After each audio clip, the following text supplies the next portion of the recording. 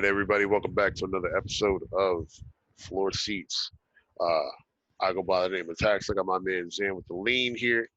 Yo, yo, yo, what it do? What it do? What's going on, everybody? How you feeling this week, man? This week, man, it hasn't been too bad. It's been hot. You know me. When it's hot, I don't got much to complain about. Um, Good weather is all is pretty much with quarantine still going on, 3 months strong. Good weather is all it takes to get me out of bed because it's hot. Yeah, I'm kind of dreading it a bit being this hot, but at the same time, um, it could be worse. So I'm not tripping. True, true. I'm thankful for good weather, so I'm not gonna be, gonna take the take it as a blessing. You know what I'm saying? Nah, for real. But I will say though, the weather, as everyone has talked about whether feared, it has gotten people a little more comfortable in terms of when they're outside on the beach or whatnot. Despite with COVID still being a thing. Um, but I don't even want to get into that.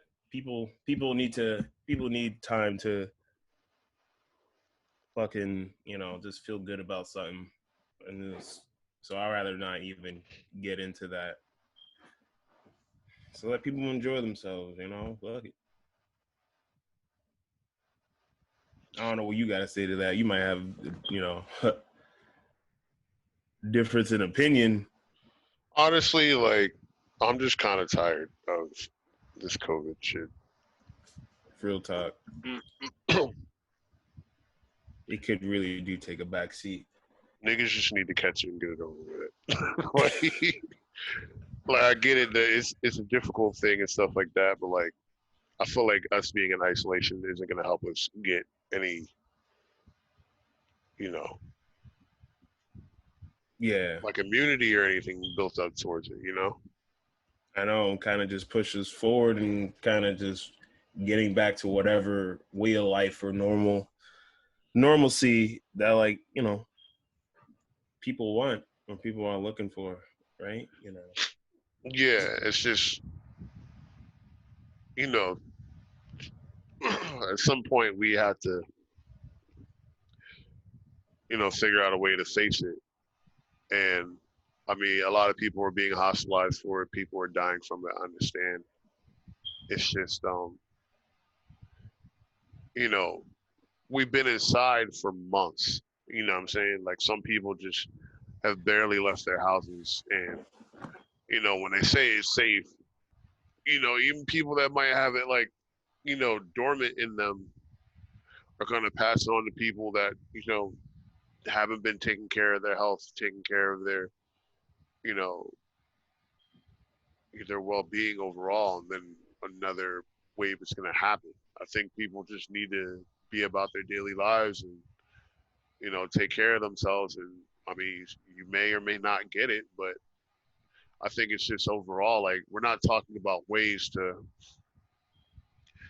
like deal with it or like ways to be proactive in this. It's all like everybody stay inside. No one's telling you to take elderberry or take these medications or stock up on this vitamin or something like that. Everyone's just like True, stay true. inside.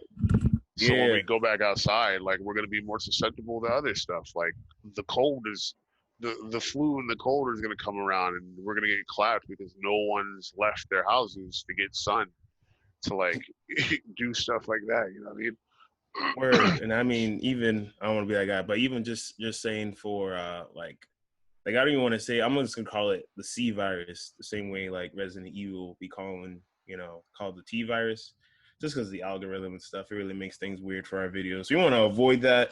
Yeah, so like with the C virus and all, like, people don't forget like the flu, influenza, all that stuff is still out there. They're not taking a back seat because COVID is out, because the C virus out here, like, uh, clocking in and doing their hours, doing the 9 to 5. Like the flu is just out here, just legit Birdman hand rubbing the whole time. and just like y'all ain't even ready for me. Y'all don't even want the smoke. Like, so it just gives you something to think about when he's just like, okay, then when will we return to normalcy? When will things get better, or how? And I think it's kind of like ripping off the Band-Aid, just kind of like, you know, just take the hits and then just deal with the issues from there. Because you know, people stay inside their houses all day long for say what 3 months in now, 3+ months in. Like, that ain't the answer, Chief. At least in my opinion, it ain't the answer. Yeah, I mean, I don't want to get like too deep on it, but Yeah, at some point we'll have a real conversation about everything. true. And I would say on that note, we let's get to the swing of things. And just really quick, for anyone tuning in, welcome to FloorSeats. Uh, like I said, go by Zan, man, Tax over there. Like, comment, subscribe, like what you see, hit the bell icon, all that good stuff. So yeah, we can keep bringing you this great content to you, going forward. Just to kick it off, especially with the way the things in the world, a couple topics centered around, the movement, BLM, and just kind of like how people and companies and kind of how society is responding to a lot of the changes. One being of which Aunt Jemima. For those who love breakfast as much as I do, what do you put on your pancakes? Well, nothing but Aunt Jemima. But she's going. But she's gone. She's getting retired. Because quote unquote racial implications that the logo, the brand comes with. You just can't have a joyous black woman on a bottle of syrup, because at the time she was put on there had, it was mixed meanings. I get that, but now she's gone. Now the question is, what's gonna take her spot? Like, what are they gonna put in her place? That's what I wonder. You know, for me, I just thought this is like a really dumb move. I felt like this is like horrible virtue signaling, and everyone's like, "Oh my God, we need to fix everything now." Because we're not gonna have any representation of color in advertising at this point, like, or like in our products. You know what I mean? Like I get it that yes, Aunt Jemima might have been like a racial thing, but over time we've come to kind of accept it. And oh, that threw me off for a second. Um, we've come to like kind of accept it. It's like, all right, cool, like this is what it is, and we weren't tripping about it. Like, we get rid of Aunt Jemima, we get rid of Uncle Ben, and then who else do we have? All they're gonna do is just put some fucking white person on there, and then we're supposed to be okay with that. Like, nobody's complaining, oh, Mr. Clean's too white. All the other white representation doesn't have to go, but the black representation does. I see what you're saying, but I guess it does. Then again, is just like, what, when they were using that representation, what was it like? What was the goal? Was it insinuating, like the black southern, the black southern mom, or aunt, like Aunt Jemima, like in her name, just like. And I'm trying to even think, have I even seen an Aunt Jemima commercial for that cereal? I don't even know, because that's the one thing too. Is kind of like, what does the brand? Hold up, I'm about to just look on my phone just to avoid this coming up on YouTube. Just while talking, because in my mind I'm just thinking like, have you ever seen Aunt Jemima commercial? Has there? I don't think so. Because you know what, because what I do agree with you in the sense that, right, like black representation, but it's also weird when, well, I don't want to say weird, but it's like black representation, but in a company that's not centered around black people in any way, and like, and the people that own it. And no, it's just, I mean, I get what you're saying. It's a little weird. To me, it's mixed. I have mixed feelings about it, because I do agree that doing the most. Like, a lot of companies are doing the most right now, as we've always been talking, You know what they since could the do? movement. Which like all they had to do is like either change the character and they may rebrand it, but I don't think they're going to give us black representation. Like, and I think it's like pretty dumb that like now, like oh my god, now that black people, like now that the right side of history seems to lean on the uplifting of black people, we need to go back and correct everything. Like I don't I don't care to fix the past per se. The past, it is what it is. Right. Like, what are we Cemented, doing now set to in stone. fix the future? Because the way the future is heading is looking exactly like the past, where not much is changing. I'm like, the fact that you decided, hey, I want to go back and change Aunt Jemima, I don't care. That does nothing. Like, ooh, changing what the syrup looks like that's not a big deal. Like, that's not brave or anything like that. I'm like, what are you doing in regards to the future of, you know, racial Ooh. tension where black people go through that kind of stuff? Like, even with a lot of companies that are calling themselves out, I'm like, I don't care for white guilt. That does nothing for me. I mean, this here's the other thing. So Quaker Oats is like, owns Aunt Jemima, and like, but the thing is too, we also gotta, like, I'm looking at like images, and I know maybe I don't know, maybe it is a good move, because how she looked back then, how the old logo looked, I would have had, I think, I had questions. I think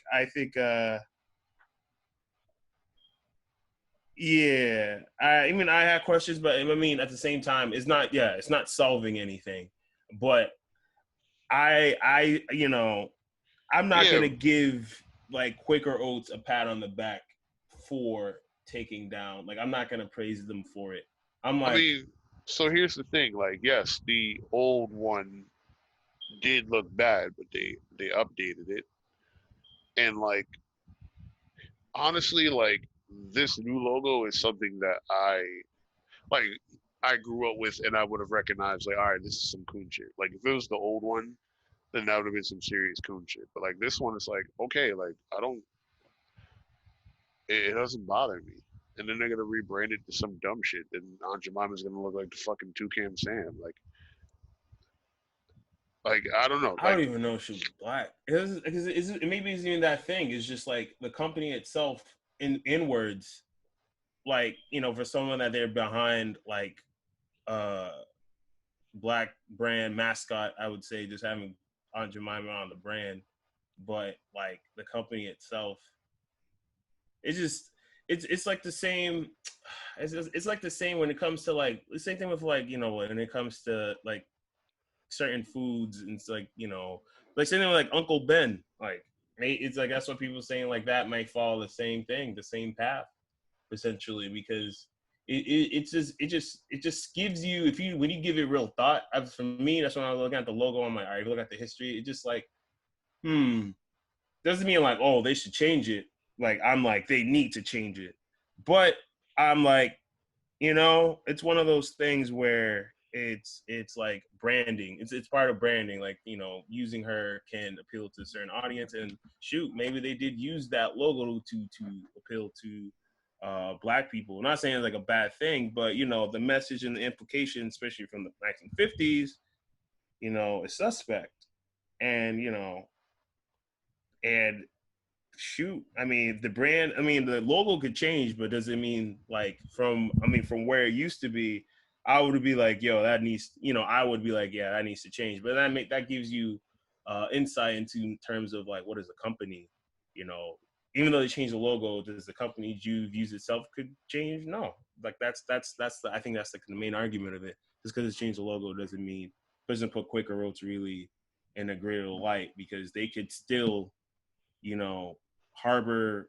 I'm not saying they do harbor certain views, but you know, if that's really the issue, if that's the issue here, why they changed it to show people that they don't have views, that doesn't really tell me that you hold uh, positive views. Really, it's kind of because it could. I mean, I could just see it as, let me get rid of this logo before I get attacked. Yeah, it's like honestly, like yo, like I said, these companies don't care about us. Yo, and I mean, I'm just saying they're like, oh shoot, like yeah, this very because all right, no, not even like that. I would say if anything that does need to change because of history wise implications and a lot of things, it's the Colonel on KFC. No one's talking about the Colonel on KFC. Nobody. Bro, no one's talking about the Colonel. Not many No people are one's talking about the talking Redskins. about a No one's talking about plantation playing. owner on the brand of fried chicken. You know what though? Ooh, excuse me. To that point though, people don't complain about the Colonel, but will complain about Popeyes having the black woman on there. It's like, yo, On the you know what it is? commercial, You just can't win, bro. Like, no one's talking about that. Like, no one's talking about Planned wow, Parenthood at all. Like, bro, I stopped eating cake when I found out when I was like able to put two and two together and why he was called a colonel, and then how like back there in the South, and I was like, this dude was a plantation owner. I'm like, why am I eating chicken from an establishment that pretty much has the mascot, and especially when they brought in like an actor or whoever to play the colonel, and then it was like super clear, because then I was just like, yo, guys, like people, like we're like I from then, this was years ago. I have not eaten, like I don't eat KFC.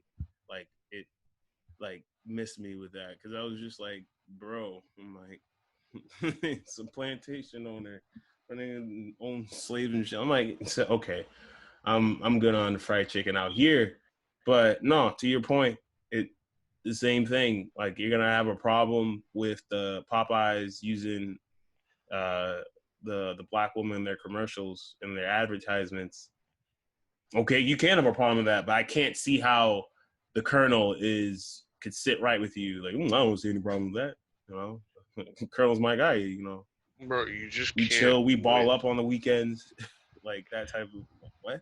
People are gonna be upset at anything, and that's the thing. It's like, bro, I guarantee that like already we've said things that are gonna offend people that are gonna listen to us. It's like you can't.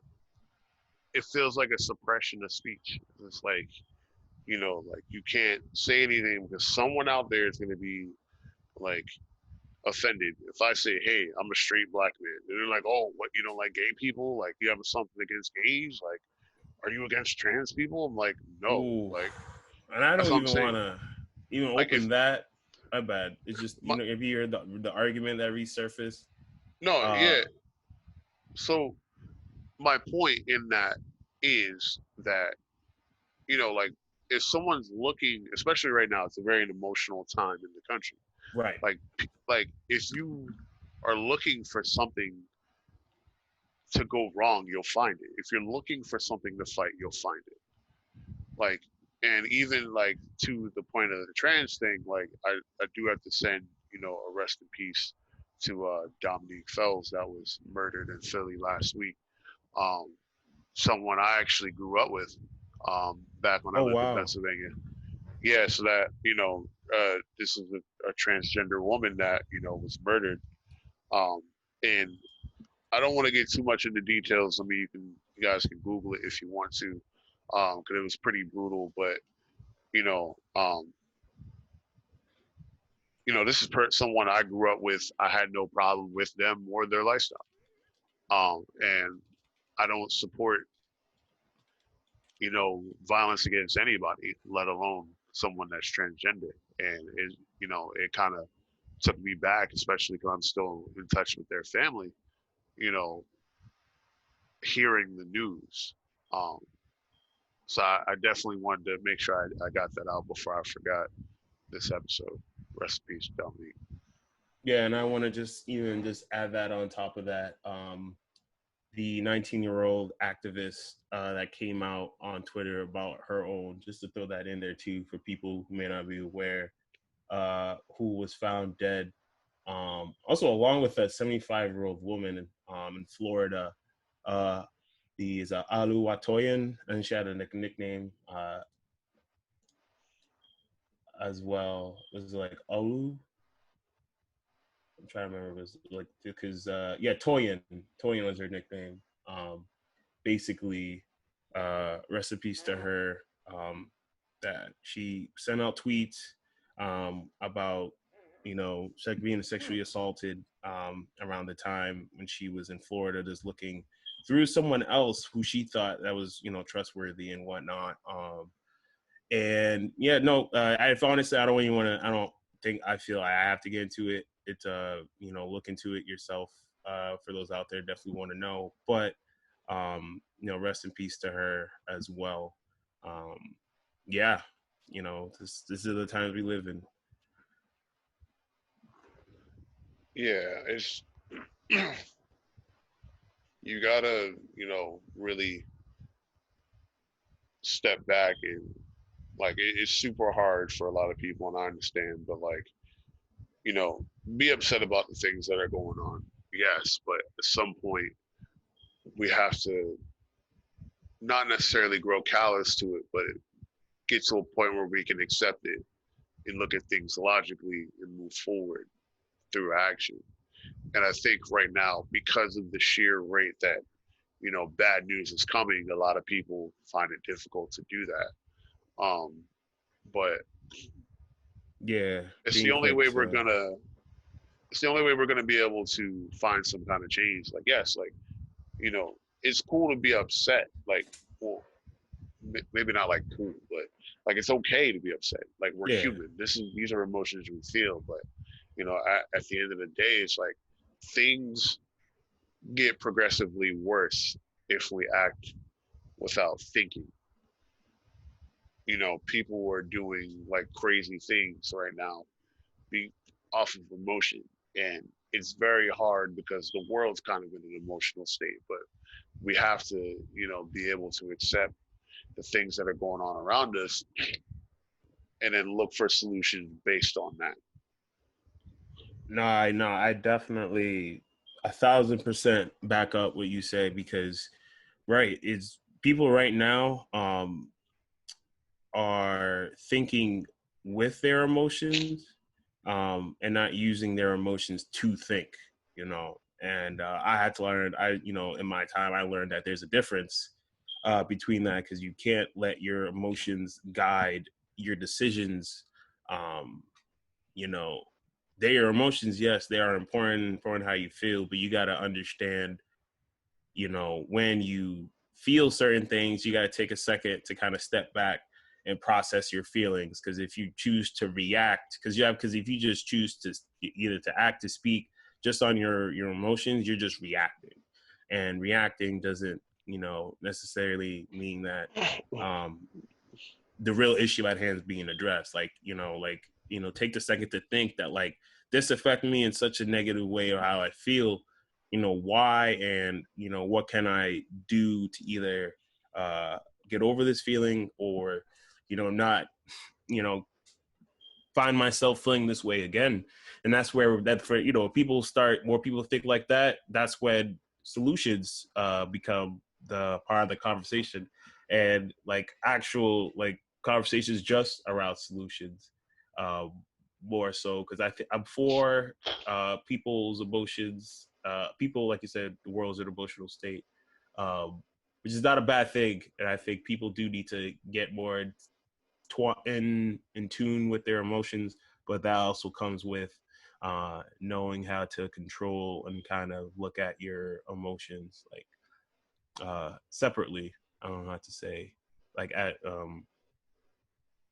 was it like you kind of got to view your emotions without putting yourself in there, and act accordingly. Because I I think mean, just to bring it back full circle to what we're saying, I think my bad. I was just going to say, like, with the no, you're way good. companies are going on, like the way companies are addressing the situation, they are just trying to appeal and appease to people's emotions. Because if they do something that makes you feel good, then you associate that good feeling with that company, whether or not they are actually good as the action, that single action that they took. Because like, people can't forget, like, tomorrow's another day, next month isn't, also another day. Like, these companies may be here now showing their support, but what's that going to look like a month from now, 3 months from now, a year from now? And yeah, like, that, I think that is what people just need to be more mindful of, Yeah, in my opinion. the big thing I want to say before we move on is like really like, these companies have political agendas. If a lot of these companies you can look into the history of, and they weren't always so pro-black. In fact, a lot of them may have even supported slavery. you know, if you date back into their histories, you know, and this kind of shit happens all the time around election years, bro. Like, and we fall for this shit. Like, Mm-hmm. like, not that police brutality isn't a serious thing, but like the pandering is crazy. Like, we saw Hillary sit here and go around to multiple black outlets with hot sauce and stuff like that and try to coon up to us, but then she goes to like MSNBC or NBC or other outlets, and everything's perfectly fine. Like, we weren't just super predators not long Hillary. ago. Like, the thing I tell these people is like, these companies are not human. They are tax IDs. That is it. These companies do not care Tax about IDs. That's us. mad good. That's actually tax IDs. Legit. No, They're tax IDs though. they They're trying to are. collect a check. Mission You, is to collect that check. what people don't understand is like, yes, this company may come out and say this thing. Like Quaker's like, yeah, we're gonna rebrand it. But we don't know the people that are running it. We don't know the political agendas of the people that are running it. We don't know their views on racism. We don't even know their names. So yes, this company is so stunning and brave, but the CEO can be like, all right, well, I'm just doing this because we need to make more money. Like, I don't care about black people. Like, it could be a white supremacist running this company, but is willing to compromise because at the end of the day, he wants to make money, and he sees that it's not just black people that are upset; it's also young white people that are upset. Like like we got to stop using these companies and corporations as like our north star to like figure out where to feel and like go for emotional support. Like, at the end of the day, if everybody said, you know what, we really don't care about black people's rights anymore, and black people even said that, if everybody was like, all right, all black people, we're just gonna go back to Africa, guess what the fuck Quaker's gonna do? They're gonna brand some stuff like, yes, we're going to Africa. You know what? Fucking Sony, yes, we're going to Africa. Like, Going back to Africa edition. I'm Quakers, saying, they got a blackface to Quaker on the box. Which, by the way, Quakers, if you look into Quakers, there's some history with that as well. So do your history about that as well. With this is like you said, like look into these countries' histories, their backstories, and kind of see where they come from and what they stand for before seeing what they stand for today. Not saying, hey, anyone could change, but a company, that's a person. Company's not a person.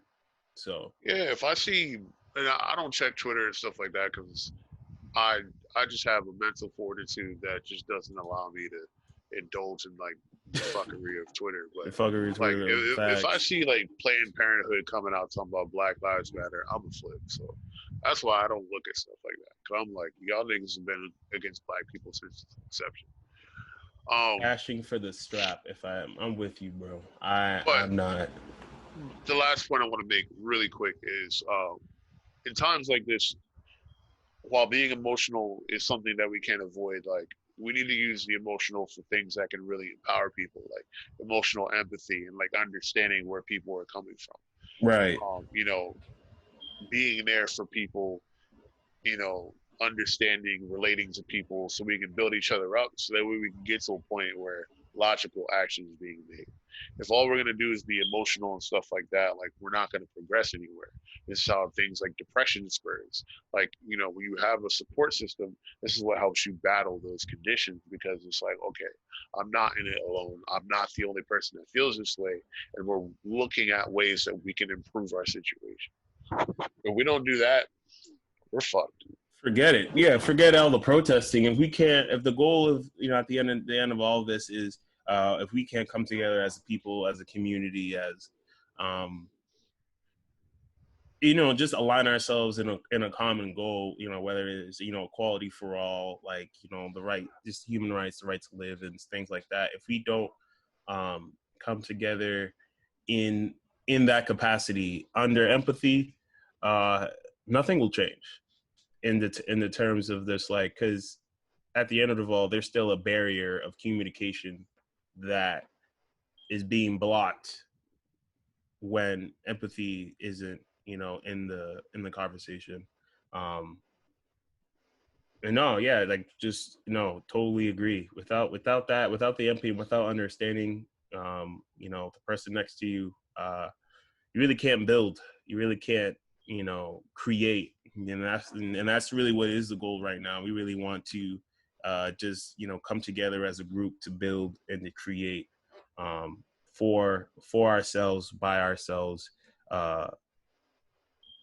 for just for the greater good of equality, for all. um and that comes first with acknowledging the pain and suffering of Black people and the changes that need to be made in this country to combat just the past oppression, and then Black people as a whole, what we do from there going forward, response to police brutality and, even our own neighborhoods and our own communities, that really does come down to, are we able to empathize with one another and then want to work with one another? Because if that, walk it, we still gonna be same old shit. Yeah. But on that note, and let's move on. And not, I guess, to that point, I might as well throw in, speaking of pandering, especially with Hillary, because YouTube began a campaign to spend $100 million to support Black creators through the Bear Witness Take Action initiative, which, not even just to bring awareness to, because thank you YouTube for throwing money at us. If you are, you better. But at the same time, from what I can tell, is they are, using this initiative to only give the platform to Black creatives that support their agenda or message that they want to push out, which again defeats the purpose of creating this initiative and platform, because you want all voices heard, not the voices that agree with your point of view. Because when you ignore another point of view, you are not really solving the issue. Not having everyone at the table. So just to add to that as well, you may look more into this initiative to see how we can, get a piece of the bread.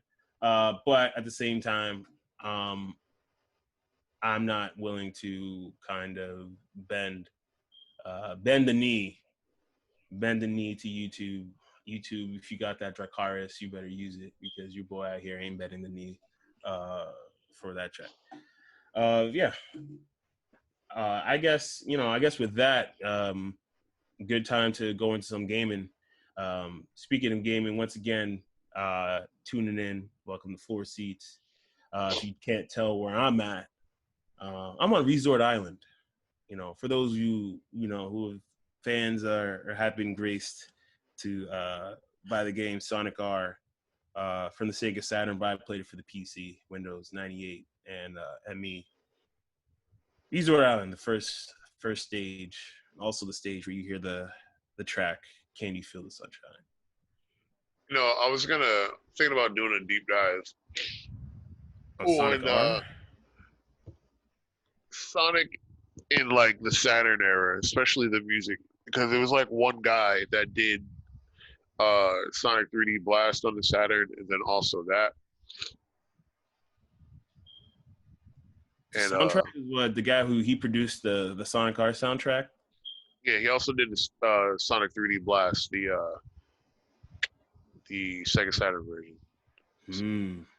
Yeah, Because for there's y'all two who different don't versions. know, I might even have to put the link somewhere. If you haven't heard of Sonic R, well, congratulations, you about to find out, and you're gonna find it the best way, which is through the OST.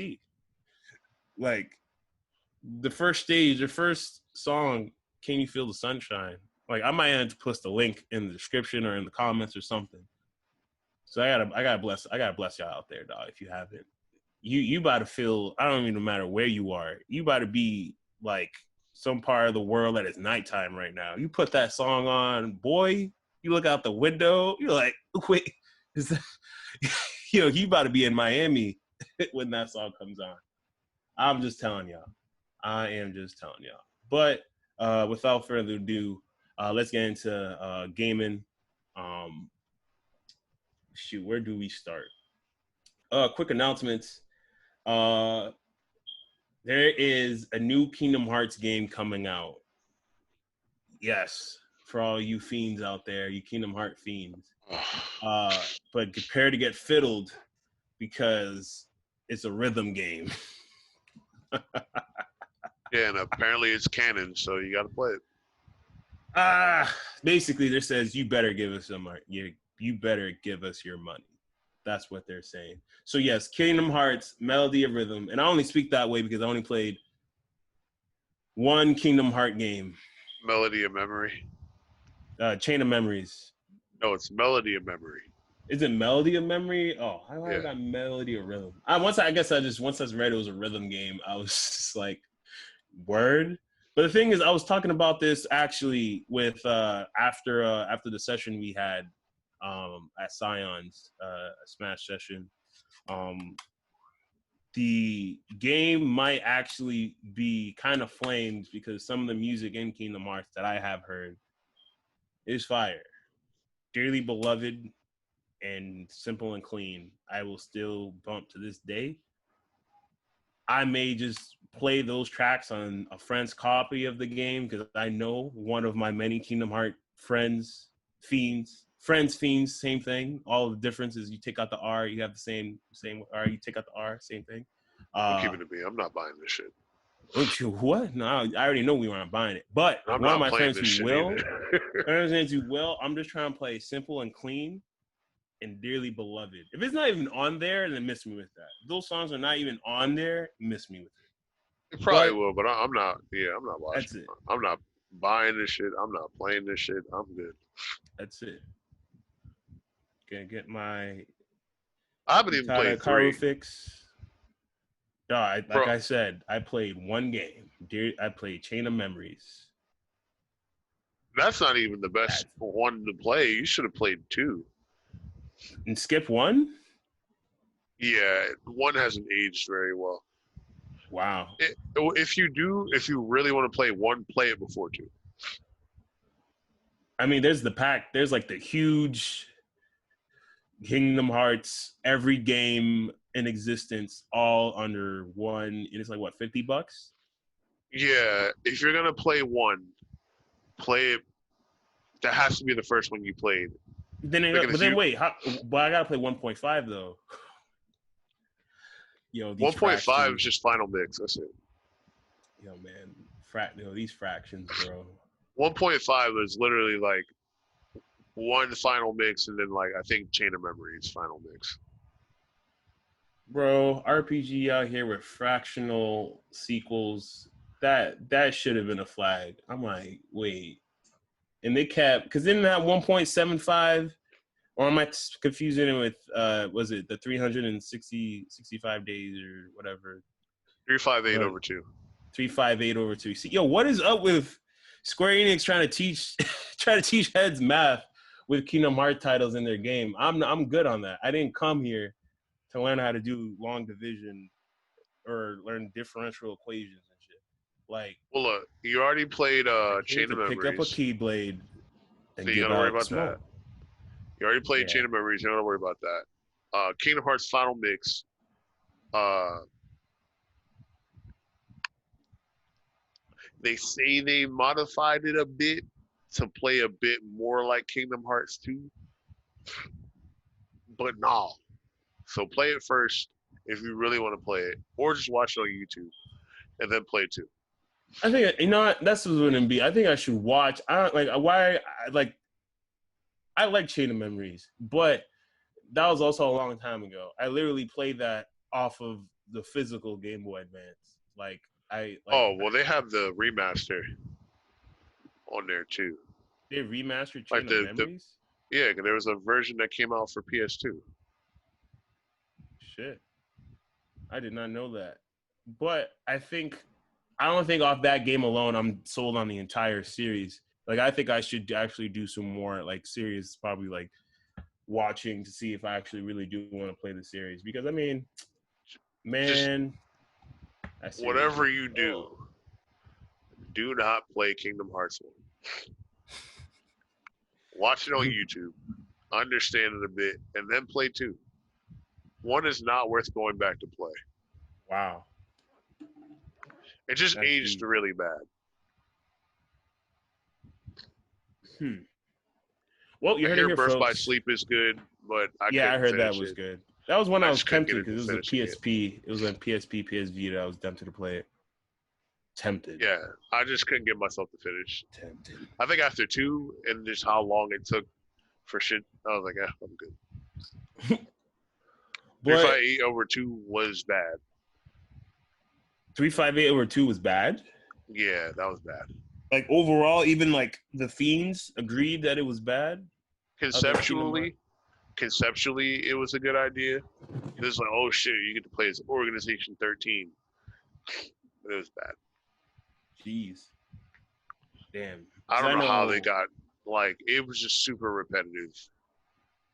as Kingdom Heart fans, they know how to justify their game, which I feel you. I know they have the love for it, so I know they could make an argument for why every game is good in their own way. But if that is agreed to be the worst title, and you get to play the Organization 13, which sucks.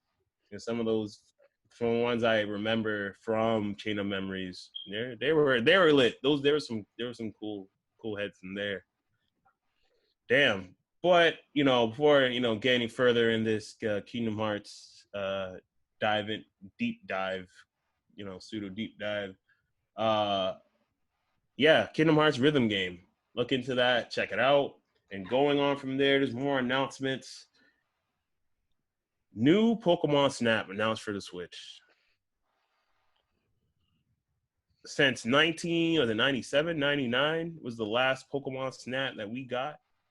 I Or think that is was like like a Blockbuster exclusive or something. what? I thought Pokemon Snap was like a Blockbuster exclusive, if I'm not mistaken. I can't say to that. I just know I never played. The thing is, I never played Pokemon Snap because back then everyone was because it was like around the time Pokemon Stadium. So people were like, "Yo, is it me another doing Pokemon Stadium?" And then I see it, and I'm like, "Yo, all you doing is taking pictures." This is me back then when I was young. You just taking pictures of Pokemon. You just literally going around, just like snip, like snap, like Pokemon Snap. You're taking pictures of Pokemon. Why are things whack? I'm like, that's stupid. I'm just gonna play Pokemon Stadium.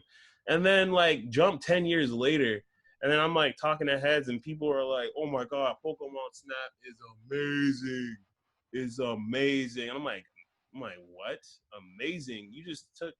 I'm like, you just took pictures of Pokemon. What was so crazy about it? But apparently, there's a following for it, and that's why it was like when it was announced, it got like within hours, it had like mad views and like on like the teaser for it like within like 50K like views on there's like on Twitter on their Twitter they posted um they announced for it and it got like this real quick like it's because they knew because people were wanting like a new Pokemon Snap for a minute and now they got it. Like I don't know, you tell me, dog. You play Pokemon Snap? What Nope. is it about this game that is Bro, you're just like taking pictures of Pokemon. Game Freak's gift? But dog, people were hyping this back in the 90s. That's because back in the day, you can go to a Blockbuster with your cartridge and like print out the stickers. You printed stick? What? Wait, hold up. That You would sounds take pictures and gangster. you can print them out as stickers. So is that going to be the case for this game now? We got still by to print stickers. We live in the world of like Switch? Instagram now, bro. Don't be surprised if mad Instagram accounts come out for Pokemon Snap. Uh-oh. We might have to bite the wave. No. That's that. I guess it's so that's it's a social game. It's like Animal Crossing. It's more. It's not. It's definitely more of a social game. I mean, there is a way to beat it, and like people speed run that game and shit. Like the How do you original, speed running, taking? You just I, straight sprinting, taking pictures on bro, your you just GoPro. have to see it to understand it. You just have to see it to understand it. Bro, I don't think I'm not saying I ever will. It missed me then, right, when I saw this, because I was like, there's Pokemon Stadium and heads are playing Pokemon Snap. Like Bro, like I couldn't do the math. I was like, but now I mean yeah, no, I I guess I always picked Stadium over Snap. Like there was just no point.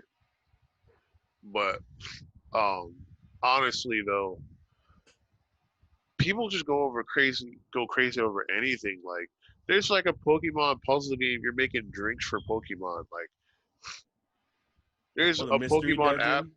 No, it's like Cafe Mix or some shit. And There's another Pokemon app that like helps you brush your teeth. I'm like, if you're like, granted, like the majority of the people that are really looking into this stuff are like 20-plus-year-old, 30-plus-year-old people, like that's people the my age. thing. I'm like, if you're my age and you need help brushing your teeth, you just need to fall off the face of the earth. This is my thing. I don't know. It's because it's the group is our obviously our friends and like people we know we surround ourselves with. Well, when we see Pokemon Snap, it's not like I look at it and I'm seeing like 14-year-olds and 16-year-olds getting amped like how it was back for me. No, it's the same people that are amped for the original Pokemon Snap for the 64 are hyped for this game now. So like I honestly question, like, I mean, there's still, I mean, Pokemon is still geared towards a younger audience, whatever. But I really want to see numbers in terms of just like, yo, like who really be supporting some of these Pokemon games, because I feel like Pokemon Snap was a way to kind of bring back the game. I see it as a way to reintroduce the game to a newer audience, but they know that the older audience will hype the shit out this game, and that the younger generation are going to be like, yo, all these old heads are going bananas over this game. I guess I'll look Bro, into it, see what it's about. they're not marketing towards new generations, Oh, bro. They're marketing towards us. dog, Pokemon Snap. Because they know we are going to evangelize to younger people. It's not kids younger than us that are making these fan pages on freaking Instagram and Twitter and stuff. It's grown ass adults our age that are doing this stuff. That are making Grown these ass adults Pokemon of 9 to memes. 5s with kids. Like, yo, it's like it's just so crazy. Like Because they know, listen, this our parents had to be convinced to buy it for us. Now we don't need to be convinced to buy it for our kids. We're buying it for us. And then our kids might get to use it. they It's might get to genius use marketing. it. Like I the war is won, bro. This is why like parents don't need to be convinced to buy Nintendo consoles, to buy Mario games, like because they had to convince their parents. The war is won. Yo, real talk. Nintendo is like, it's been a long, grueling 20 plus years. He's like, they're like, who said? Wait, who was it from? What game was it? Was it Liquid? Brethren. It's like brothers. His brothers. That's legit. I'm seeing Nintendo. It's just bad people in Yo, like Game Freak close and like played the Pokemon long game. masks, like straight up someone in like a Pokemon mask. I can't even see their face. Brothers, the years we have waited for Bro, Pokemon to be supported, now all that investment, by 12-year-olds from the 90s, now that they're grown adults, have kids of their own, we could literally put out all those games again and make probably quadruples the sales because they're just gonna buy it from themselves and their kids. It's not just convincing the parents anymore. That is true. That was a good point. Wow. Because those us back then are now this generation's parents. So I just really didn't give thoughts about it. I always still think like when I see certain games, I'm like, yeah, this kid's gonna still do, gonna go through the process I did and convince their parents. Which is sure, a lot more parents are like, oh yeah, sure, okay, I'll get you this game, or whatever. Compared to, I'm like easier than it's back then, but it's just like, yo, we're the parents now. Bro, this like Pokemon Go was not for kids. That was for us. Like Sword and Shield for us. Like the Let's Play was for us, but we could also introduce that to children. Like Pokemon Go is something that adults are taking their children to go do, and it's still pretty strong. Like Yeah. none of this stuff is geared towards the kids. Even this Pokemon Smile, like we're like, oh, this is cool because this is Pokemon, and then I can convince my child to brush their teeth. And heck, I got shitty hygiene. I'll start brushing my teeth too. Like, bro, like I'm telling you, What's none of this stuff is targeted towards the children anymore because they've already won. They won. Like they've won us, who are now the parents and stuff like that, or the older brothers, or the aunts and uncles of the world now. And so now we are more likely to get this stuff for them because we grew up with it. Damn. Game Freak has done it. Shout outs to Pokemon for that then, because I mean, you're taking a game that was literally in the 90s, 20 years, about 20 years later, and it's Bro, already coming off strong. Like people are like, Kotaku makes articles about the Pokemon anime. That is their target demographic. Kotaku. They don't need to win the kids over because kids have no buying power. It is the adults that they've cultivated for 20 years, lying in wait. Patiently. They're like, oh, shit's looking slow. Niggas is upset about Sword and Shield. Cool. They broke Pokemon the glass Snap for Switch announcement? Did they break the emergency? Pokemon Snap. Everybody stopped. Everybody just stopped. Yeah, no, bro, that's why I'm telling you, you are going to see your Instagram's going to be flooded with pictures from Pokemon Snap. Oh, jeez. I promise you. They're coming. You better, it's either get down or lay down.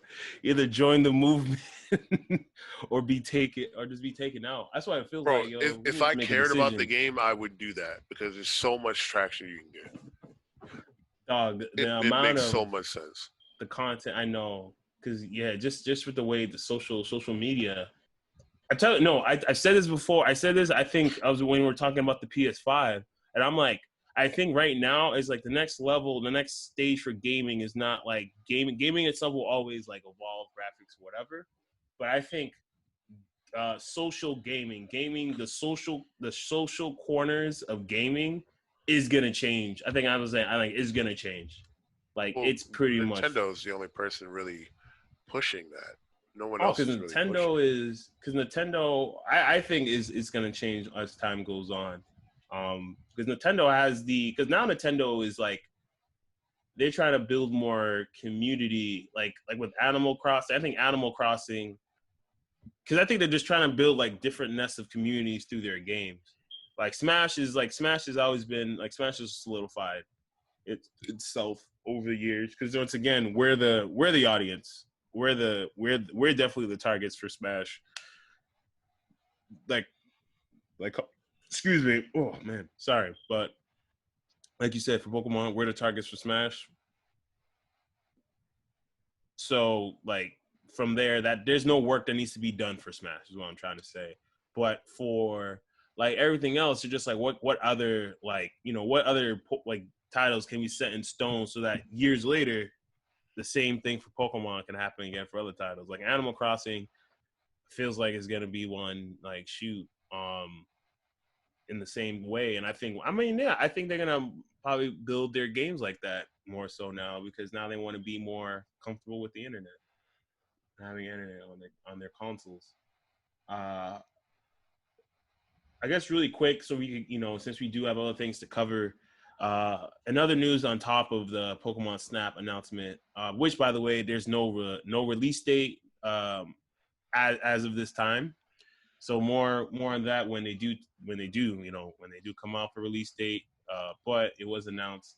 But the Pokemon Sword and Shield Iron Isle DLC is out right now. It came out as of the 17th, 18th. It dropped. 17th, yeah. I talked to some people about it. It's mostly, I feels like right now, mostly is just people are just stacking up the new Pokemon and changing up the teams because the meta has changed, is going to change. People are just kind of labbing. I guess the best way I think of labbing, because I think like a fighting game. We're just experimenting right now with like new teams, Pokemon, the new Pokemon, and kind of like how the meta is changing changing right now.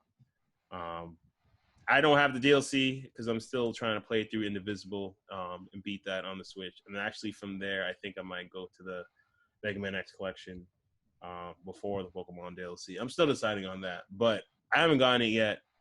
People are my friends. They're more focused on the Pokemon itself. I don't know much about the dungeon, like Cup Fu, the Pokemon. It's just like the story, like they added. I don't know much about it. I don't know about you. I don't know shit, bro. Like we said, it's out. By the time we play it, we'll let y'all know.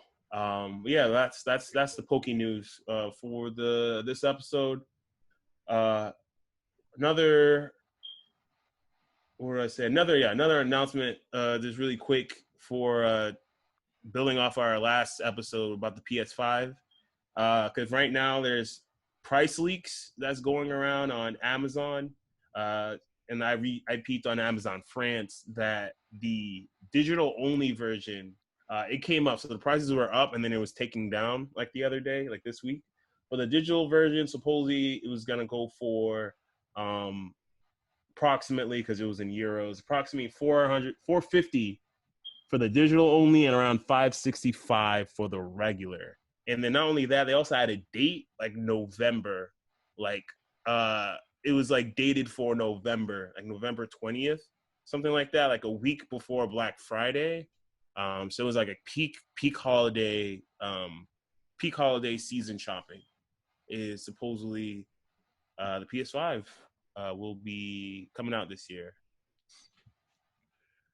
Yeah, I feel like we're about to go right back through the PS3 time again, where this shit was like dumb expensive, and Xbox was killing shit because their system wasn't so expensive. Mm-hmm. It's just gonna depend on what Xbox launches with. Like, if I can get Halo for like a decent price and not have to spend like $500-600 to jump in on like their AAA title, then like for me as a consumer, that might be worth it. Yeah, man. You already know me, bro. I miss me some Halo. I don't think my computer could run uh the collection, the Halo, yeah, the Master Chief collection. You might But be able to. I mean, at least want to run Halo 3. If I can run Halo 3 and then like Halo 3 online, I'll be satisfied. Halo 2, oof, I don't know if I'm ready to go back. Halo 2 is a savage time, but not to even get sidetracked into that, because that might be its own that might be on my own deep dive piece about Halo. That was like my first shooter, like I was really serious about with Halo, and that got me into shooters. Was Halo, but yeah, like no, to your point, nah, yeah, it seems like, yeah, we've seen this before, like drop, like console comes out peak holiday season, but console, everybody knows PlayStation, can't go around PlayStation, but like back then, for like there wasn't that many titles to play, like the launch titles weren't that great, or there was only a few, so everyone was playing like the same game. When launch titles come out, like everyone's playing the same like 3-4 games basically. I don't know if this, like we said, we saw the reveal, we saw the PS5 reveal, we saw the launch titles that are aimed to come out first one being Miles Morales. Which is, for me, when I think about it, it does seem like I feel like it is going to be a good game, just given how Spider-Man did and then the reviews for Spider-Man. But at the same time, it's like it's still Spider-Man in the sense that, you know, like they did some talk about it and like kind of like what kind of game it was going to be. Like if it was going to be like more so an additional story and an expansion to Spider-Man in the way it's like it will feel, or like how different of a game it will be compared to the the Spider-Man that came out for PS4. So it's hard to say. Is like, for me, that's like a brand new launch title into the series that I'm like, that counts. I'm like, I don't know if Spider-Man Miles Morales counts for me like a launch title compared to like when new consoles come out. So like compared to everything else that we might get as well, then I guess to like Horizon Zero Dawn. Damn, I gotta look at that list again. But you get my point. But so like, you tell me, man. Like, So is he- what he- are we doing here? what's going to happen is going to be largely based on what the launch date stuff is. So, um, the PS4 launch like day one games were not good. They didn't have any really good. They didn't have any good console exclusives. Um, Everything else they had was also on Xbox. The thing that set Xbox apart was the price, for one, because it was $100 more, and then two, that it forced to connect on people, and a lot of people didn't really want to use Connect. Right. There was no option without it. Um, PlayStation needs a strong launch title, like a really strong day one launch, to justify it being more expensive than the Xbox, because it more than likely will be. Like, there's rumors that the Series X is one thing, but then there's a Series S, which is going to be on the cheaper side.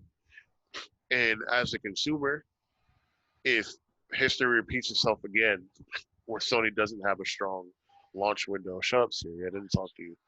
Um, if history repeats itself again, where I'm trying to. PlayStation has a weak launch, but this time Xbox has a better price point, Yep. then people are going back to Xbox. Man, And I was speculating that even before these new consoles were come out, because no, to your point, I feel like, yeah, I think like the exclusive market is probably, because again, like I think, because even like I'll even bring in like another article that I peeped. I'll see if I can pull it up. But like it was pretty much a conversation about the console war, and then people is just like, pretty much like, let's just get it out in the air. Like there's no like, the console war is over. Like, in terms of like, there's no console war anymore. Like, the companies like Xbox and Sony, like they said basically Xbox moved on. Um, like there's no console war anymore. So like, people have to look at the way these companies are approaching like their products, like the gaming video game industry in general, like how they're approaching like launch titles and um, pushing their consoles out, not under the lens that it's a console war anymore. Let me see if I can find that on that. Yeah, look, I put it up. Console war is over. Yeah, consoles are dead, but the console war is over. I have yeah, it was like, I saw one on Forbes. well, while you're looking at that quick, like, the other thing Yeah, too is like, what screwed Xbox this console generation is, once again, price, and then kind of forcing Connect on people. Um, Xbox had the better first year as far as games. It's just PlayStation was cheaper. So people that were going to play their Call of Duty or sports games didn't have to spend the extra $100 to do that. I think in general though, like, as long as, like, they also didn't have a strong like launch game. Like, they didn't have like Halo or anything like that. They had Forza, they had Killer Instinct. Um, Dead Rising 3 was fun as well, but not having like a Halo, which was like their system launch for the original Xbox, and I think it was also like a big thing for the 360. I don't know if it launched with the 360, but I know it was a big game for that too. Um, really made it difficult for people that, especially like their shooter fan base, to like jump in when PlayStation was offering the same experience but $100 cheaper. And by the time Titanfall came out on Xbox, it was kind of like late. Like people were buying them because of Titanfall, but it's like I already spent $400 on motherfucking PS4. I think this console generation of is Sony. Even through that presentation, none of that stood out as something that like I'm going to buy the system because of this. For the system. Yeah, like except for like Ratchet and Clank, I'm a huge Ratchet and Clank fan. There was like nothing else where I was like, damn, like I absolutely have to get a PS4 on launch. But then again, like Xbox is kind of there for me too. Like yeah, Halo, but we haven't seen any new Halo footage or anything. And like Yeah. these developers got to do a better job of like selling niggas on buying this stuff. Granted, I know we're in a pandemic and stuff like that, but a lot of developers are able to work remote and stuff like that. This is how like Destiny keeps rolling and stuff like that. But with content, which they have surprisingly, they are rolling out with stuff. yeah, it's just they have to really show the consumer something because honestly, there might not be many sales of the next gen consoles if nothing crazy is coming out. I know they might have a rough first, few months to a year. Yeah, I think the first year, like the first quarter, I think the first quarter is gonna be rough. I don't think they're gonna hit the numbers they want. Of course, I'm open to being wrong, but I just don't think they're gonna hit the numbers they want. Um, I'm just going by. It just feels like, yeah, with the pandemic, everything going on, and like we just saying, the console war is over. And I finally, and I was looking over the article from Forbes, and they're just pretty much saying that with the time this article was written, this was back in February this year. This is before we had certain news about the game, but at the time, they were looking at the fact that if the Xbox Series X is stronger than the PS5, this was the speculation. They're like, oh, the PS5 will most likely be cheaper. But look, with what information we have now, and then the leak price points supposedly for the PS5, and people, since Xbox X, Series X, when they had their presentation, it was the guys that people was like, yeah, the Xbox console is going to be cheaper. So if it's one thing if it's going to be cheaper, but if it actually still is more powerful, supposedly it was supposed to be more powerful, even though PS5 was supposed to be like the most powerful console that will come out, like it's supposed to be really powerful. But Yeah. even then, if they come out about the same power level, like we can look at this like DBZ. If it's literally Goku and Vegeta, and then Goku's the protagonist, but Vegeta's a goon. Vegeta's a goon. So niggas will go with Vegeta, aka Xbox. Like, and again, it's not a console war anymore. So like, it's not even like they're beefing. Yeah, yeah. Yeah, I mean, I mean, niggas don't care about like the power at a certain point. Like, yes, the PS4 was a bit more powerful than the Xbox One, but now the Xbox One X is the most powerful console in the market. But people are going to buy it now, but Sony still largely won the console war. Again, it's going to have to do with price and what you're offering at the beginning. And Sony is shaping to be like another PS3 where this is going to be an expensive console. Microsoft is going to undercut them by at least $100, at least for their most powerful one. And then for Halo Infinite, as they're saying, to be a launch title, is going to be a system seller. Like there's no like through that whole thing, there hasn't been anything that's like, yo, this is coming out day one. I need to buy this for the PS5. or this is coming out within like the first 2 months, I need to buy it. Like the Spider-Man thing, it looked like it was going to be, but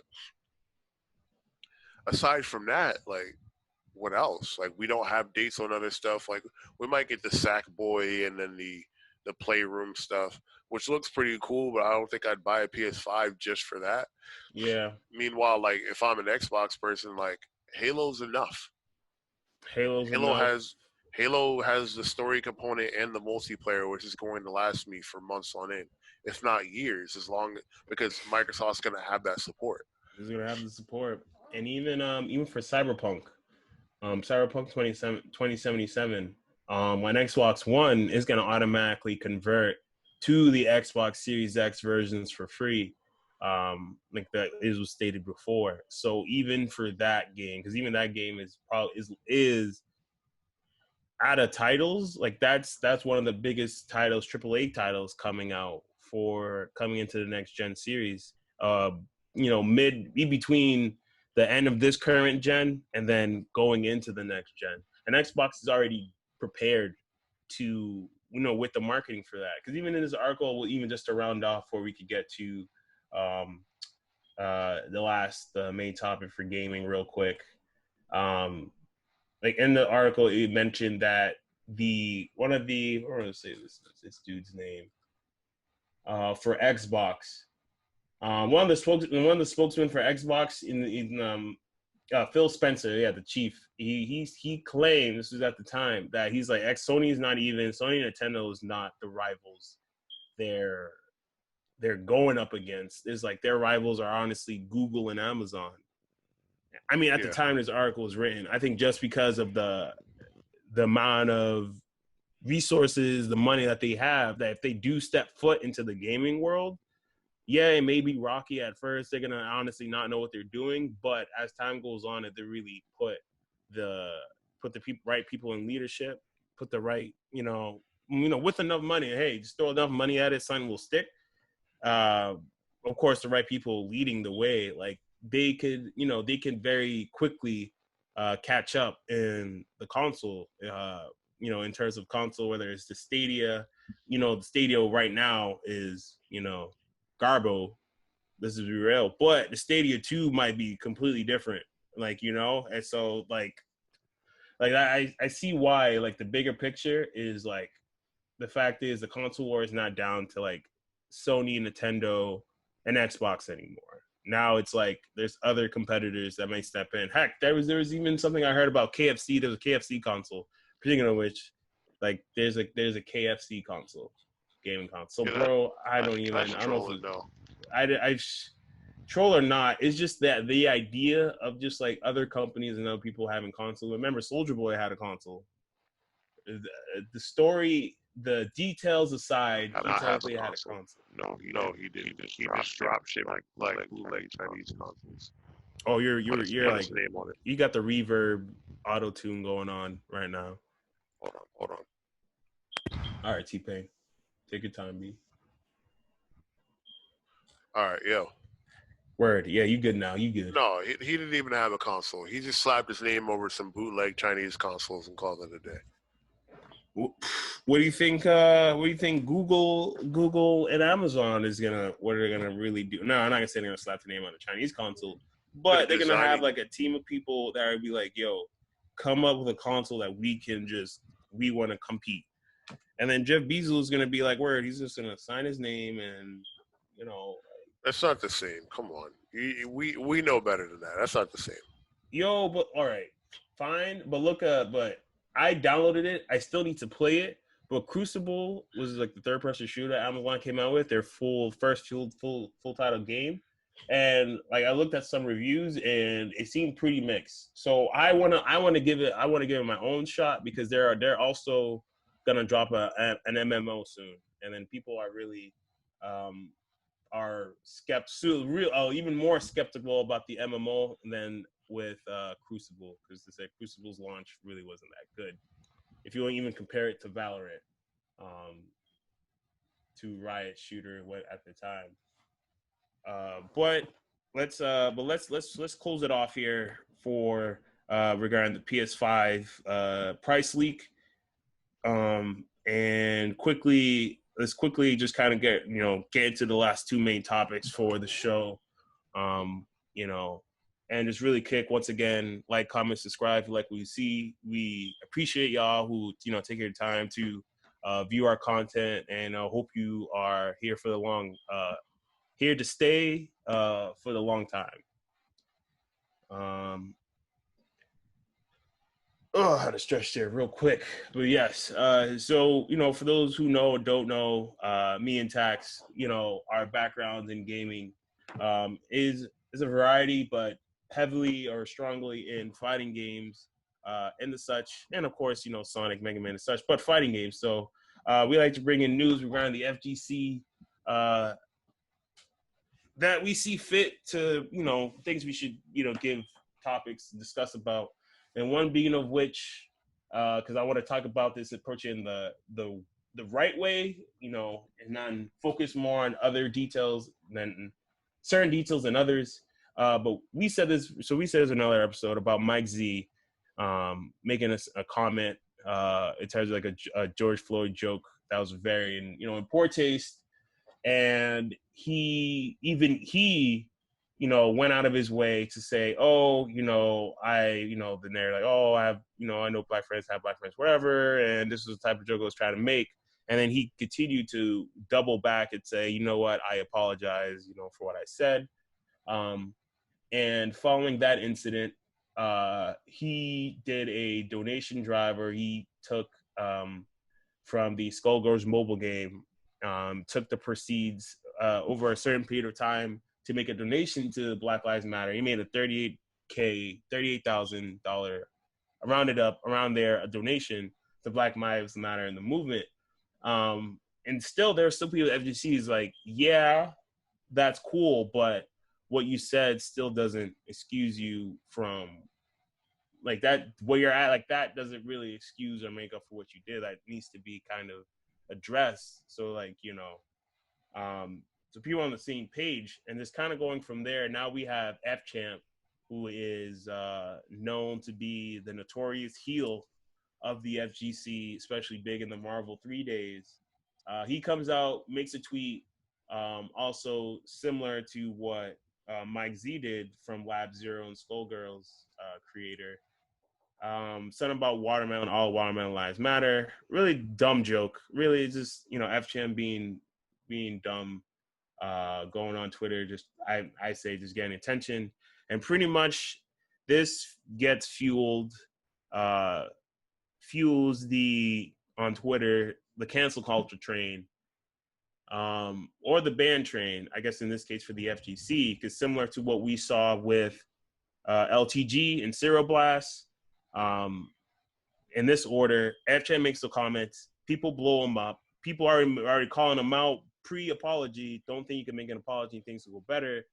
He calls other people out in the FGC as well, which is very interesting in terms of just the mob mentality of ganging up on him. And then the bans come in. He gets banned from East Coast Throwdown, and follow that, he gets banned from Combo Breaker next year. And then as soon as those things happen, he comes out with a video. He's like, I didn't mean to say those things. I didn't mean that. I didn't think this would happen, blah, blah, blah. And to the same effect, Capcom came out and banned them as well from their future tournaments for whatever time being.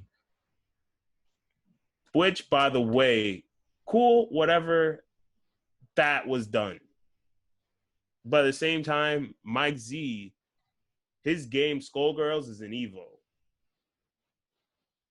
And he made those same comments in the same light that F-Champ did, but he didn't receive the same kind of treatment. People are kind of looking over. People are saying like, okay, so wait, so Mike Z gets a pass because he stood up by Sonic Fox? Was it because he donated?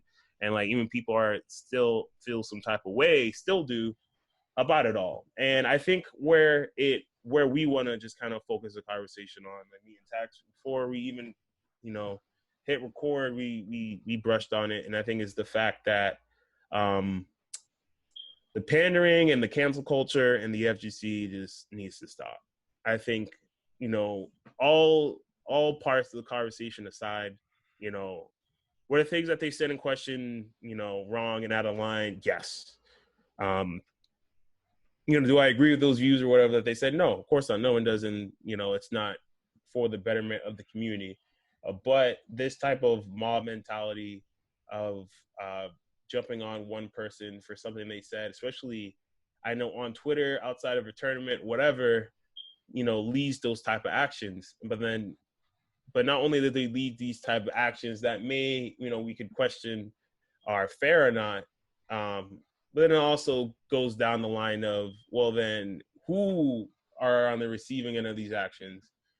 Because people are even calling for Skullgirls to be taken out of Evo lineup over what Mike Z said, and then again, like people saying one of the reasons Skullgirls and Mike Z is still there is because Sonic Fox and is vouching for him, and he made that donation. Like it did not take like a day. It did not even take like a day for like F Champ to start getting banned from events. But no bannage, no nothing. Skullgirls taken out of lineups and tournaments, other things of the such. When Mike Z made his comments, and even Sonic Floss coming out saying, "Oh, those two comments are not the same." My bad. I was just giving the whole spiel. No, I don't remember what Mike Z said about George Floyd specifically, but regardless, it was like a joke in poor taste. Same thing. It's like it's literally the same. Like him and F Chan is literally no difference. It doesn't matter what was said. It was just like they just made jokes around the situation. Kind of, it's just like that. It's like seriously. Like it's one of those things. Like both of them seriously. I mean, to the things said, especially for Mike Z's part, I think even if my opinion, his joke was a little more pressed on the a little more insensitive. But then again, that's just me and kind of how I perceived it compared to F Champ. Here's my thing, right? I think they should both be banned. Yeah. And only because it's like I get that you're joking, but like anybody should, well, like who, comedians have a thing where they read the room. Anybody should be able to read the room and know your audience. You should know what we're going through as a nation right now, and you should know that those comments aren't necessarily appropriate. I think banning is maybe a bit excessive, but at the same time, it's like if that's the punishment you're giving people, then make it consistent across the board. Um,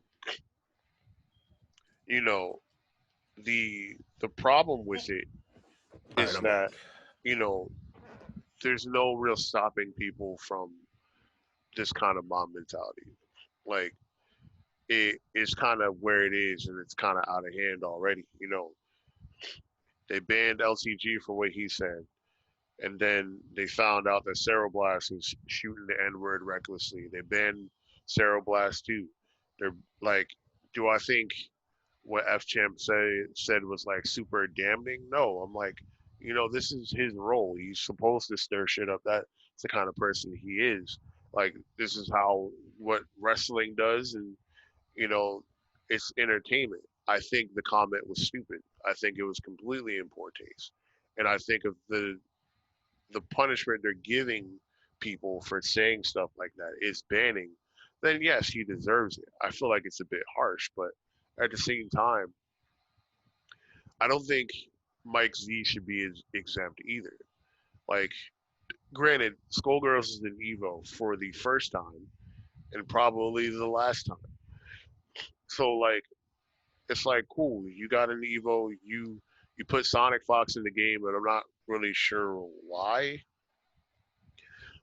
But then also, it's like you donated the money to Black Lives Matter. It's like, all right, you just quickly cleaned up. And this is why I said that like corporations. Pandering. This is why I said like corporations don't give a fuck about you, right? At the end of the day, it's like Mike Z said what he said. Now, is he racist? Who knows? Does he like black people? Who knows? Does he really feel the way he said about it? Who knows? But at the end of the day, it's like he didn't do all that because he wanted to save face. Is that his company was at stake? You know what I'm saying? Like if they were like, "Oh, we're pulling this from Evo," and then Steam got wind of what he said, and Steam's like, "All right, we're pulling this game off because we don't support the views of the developers." Like then him and his company and the livelihood of the developers would be at Or stake. fuck. Yeah, if Mike Z were F champ, he wouldn't have done all that. If he were in the position F Mm. champ were in, he wouldn't have done that. She was If he was just just the a heel. regular player, if he, no, not even the heel. Let's take that apart. If he was just Yep. a regular player of fighting games, True. he would have said, "I'm sorry," and that would have been it. He wouldn't have been raising money for Black Lives Matter, all that stuff like that.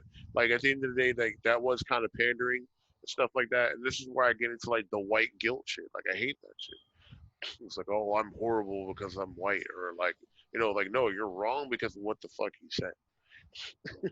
I'm like, You see, like, yeah, what you said made you sound like an ass. Like that doesn't, regardless of skin tone. Like it's like real talk.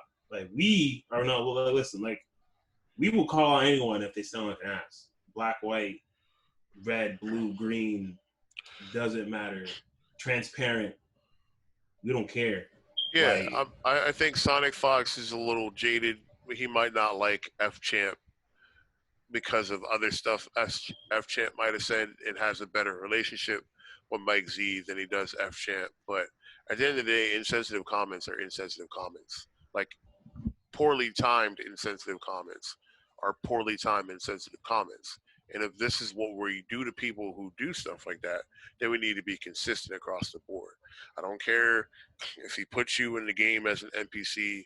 I don't care if he personally like saved you from a fire and saved your life or something like that. At the end of the day, it's like saved your cat from a fire. there's Like bias in what he's saying because a joke about a man that was killed due to police brutality and saying watermelon lives matter. I actually would go as far as to say that Mike Z's comments were worse. But what I yeah, will say is like both of them were insensitive and poorly timed. So like I think Sonic Fox is clearly being a bit biased in that, but that's his prerogative. At the end of the day though, it's like these developers put money into things like Evo and Capcom Pro Tour. So are are they going to give Mike Z and Lab Zero Games any contributions they got from them back if they take Skullgirls out? Like, of course they're not going to, because they're not going to take them out. Because Evo, like we said a number of episodes ago, is in a weird financial space where it's just like, okay, you're not making all the money from the registrations. The mm, registrations and stuff like that and the sponsorships are what keep you going. If we weren't in a pandemic, if we weren't in a pandemic, Skullgirls wouldn't even be on Evo.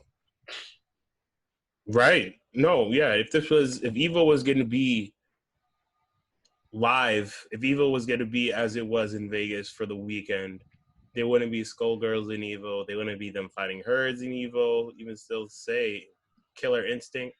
Like, yeah. And I think just to that effect, it's just, people need to realize, like, hey, um,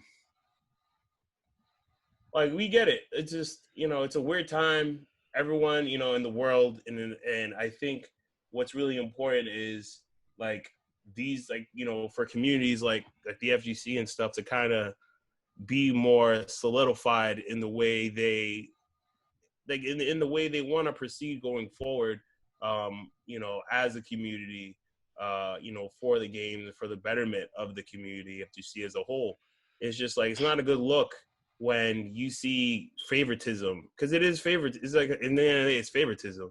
It's just like you're favoring Mike Z because as in his individual as a position, his position as an individual, Skullgirls, Lab Zero, in Evo, money's come in for Evo. Skullgirls was selling games because it was released on Steam. Like everything, like that was, because of the pandemic that happened. Well, look at it this way, right? Mike Z, as an entity, has more value to the FGC than F Champ does. And that shit does, exactly. Yeah, and it's the sad truth because F Champ is just a player. Mike Z is a developer. He has, Lab Zero. They contribute to the FGC, community, like, some tournaments, get money towards their pot and stuff like that to have a Skullgirls tournaments and stuff like that. Evo has gotten contributions from Lab Zero. It'd be naive to think otherwise. And in the past as well, like it's not the first. Like when remember the big donation drive between Melee and Skullgirls for the last spot Yeah, in Evo a couple years back, yeah. and like yeah, and I mean now that money was raised for charity and whatnot, but it was the fact of the matter was that it brought attention to Evo, attention to Skullgirls, Melee, to everything was going on. So there was just Evo was benefiting from Skullgirls in general around that time, regardless if the money was going directly to them or not. So there's even that past relationship that even I think also plays a role.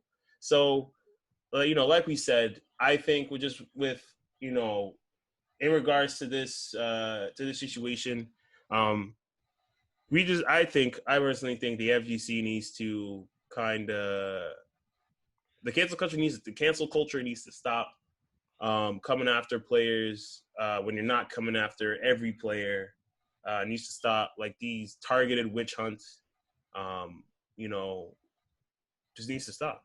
It's gonna destroy the FGC from the inside out. The That's thing what's is, gonna happen. it's the climate of Too the world right clicky. now. Like, it's not even just the FGC. Like, we live in a cancel culture, which is crazy because it's like, yo, bro, like the idea of canceling black people has had for decades, and suddenly Twitter is out and people are running with the idea of canceling people.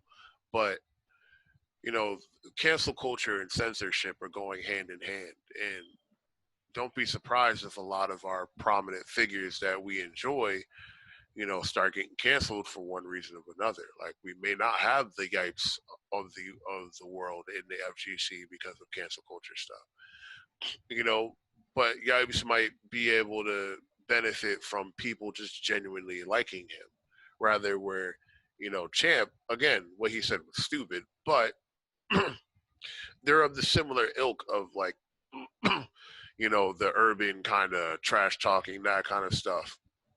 And it just so happened that he said something stupid, and people were just looking for a reason to like get rid of him anyway. You know what I'm saying? Like, Yeah, it's true. He's not also liked by a lot in the community, like overall. So like it's like these personal drivers that push these outcomes, which shouldn't. It should like like that let just shouldn't be the case. let some stuff about like people's favorite personalities or players come out, and they'll do what they can to kind of bury it or like push it aside or minimize it. But like Champ just unfortunately was on the end of not being favored by a lot of people. If accusations or like messed up stuff came out, like let somebody like, I don't know, like Ultra David say something like, "Oh, um, all lives matter" or some shit. Fuck, nigga. Like say fuck. No, they'll be like, "Yo, That. Ultra David, you gotta Whoa. you gotta chill." Like, yo, we know what like you can't be saying stuff like that. Like, yo, you don't really mean that, do you? Champ Do say you, something like Ultra that, David? bro. He's instantly canceled. Instantly. Yeah, like a lot of this stuff, it all depends on if you like the person or not, man. And that's the truth of it. Like, we're not looking unbiasedly at the actions. We're looking at if we like the person or not. And Champ unfortunately fell on that, and Mike Z like is making out with that. Like, oh, because Mike Z has the favor of Sonic Fox, he may not be getting the full backlash that he is entitled to. Yeah, and I want to bring attention. And because we gotta to the real PD to hold accountable is the individuals in the FGC because because we make up the FGC is the players do, and I think a lot of times like we look up to certain players and individuals, but at the same time it's okay to admire them if they help you get into the community, but it's not. But through that admiration and like what's that word was it like look at them at that those lenses, like through that lens I feel like we unwillingly or unknowingly give them power to kind of like influence decisions made in the FGC, because I've seen some people I'm like, and honestly, you may be like a really good top placing player, but at the same time, you're a player and you really shouldn't be. If anything, you shouldn't really have grounds to speak on this since you're in no other different position than FGM than to like influence what things should be or like what happened. And that's what it feels like. Everyone is out once everyone wants their turn on the gavel. That's what it is. And I don't think that it should be done that way. If people want to, if you want people want to, how to say, Bro, guide like, the community. we live in a world where people dug up an 8-year-old tweet from Trump's, like, someone that's on, like, Trump's PR council 8 years before they were on Trump's PR council to try to cancel Domino's for thanking them for a compliment they gave them. Like, if What? people will find it, that's why I said, bro. What? I said it earlier in this. Like, people are looking for something wrong, and they're going to like act upon it emotionally, not even logically about it. Because at the end of the day, it's like, all right. At the end of the day, both Mike Z and Champ said words. No one was inherently hurt or harmed or killed in the actions. Like, warnings, yes. Maybe like a temporary ban, like, hey, like, you know what, we got to exclude them from a couple events or something like that. But like, they're getting the same treatment like Infiltration got for something that is completely different. I'm like, so, words hold up the same kind of weight as like, say, like even the Noel Brown got for like being violent, and then accusations against like, with not being consensual with women. Like, And there's I'm like, even we're and there's like, stories that was consensual. I'm not even won't even get close to well, that. so, but that's my thing, is like, we're not being logical in it because everybody's on an Exactly. emotional high. The reactions are high as well. So it's like, oh, you said this, so we're going to ban you from everything. And then, like, all right, well, other people have done far worse to achieve that.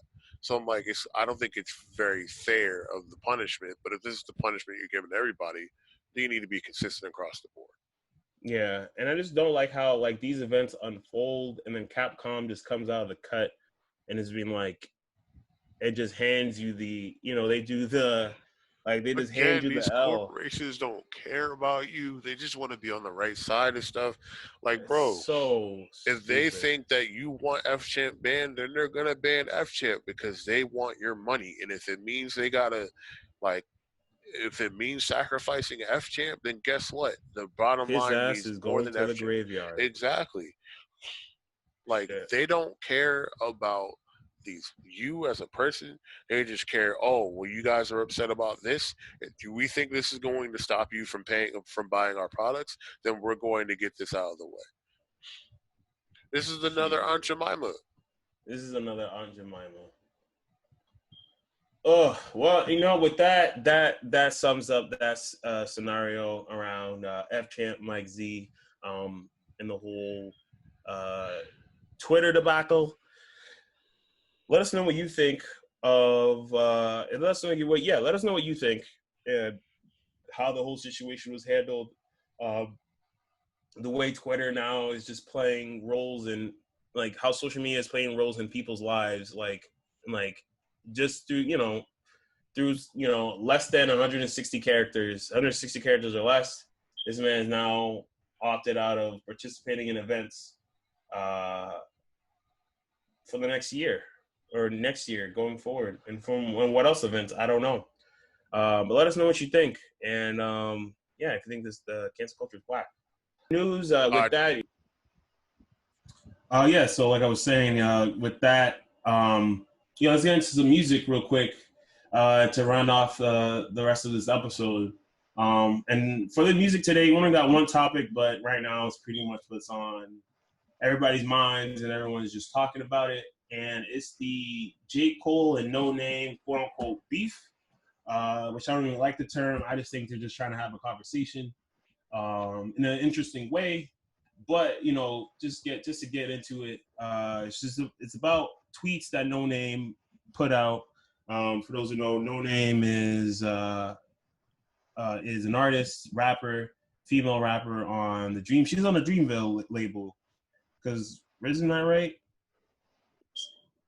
I don't remember her being on Dream Let me just also pull it up here as well. Yeah, because that was the one. Because in the tweets, because I know she was just make first just to say the basis of it. She was making tweets about the whole Black Lives Matter movement and how not a lot of celebrities and artists aren't doing their part and being either vocal or contributing when we have everyday hardworking